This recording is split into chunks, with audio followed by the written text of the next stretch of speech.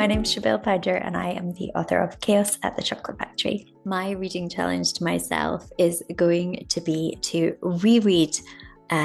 all the Roald Dahl books that I loved as a child, because I find when you revisit books that you haven't read in a while, or sometimes in a long time, decades, I haven't read some of them.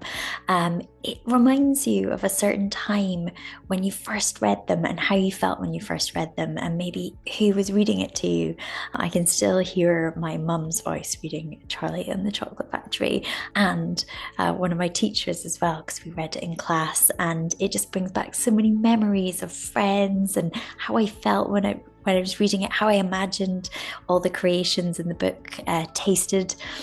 and it just is very evocative. So I want to reread them all and remember all those fun times of when I first read the books.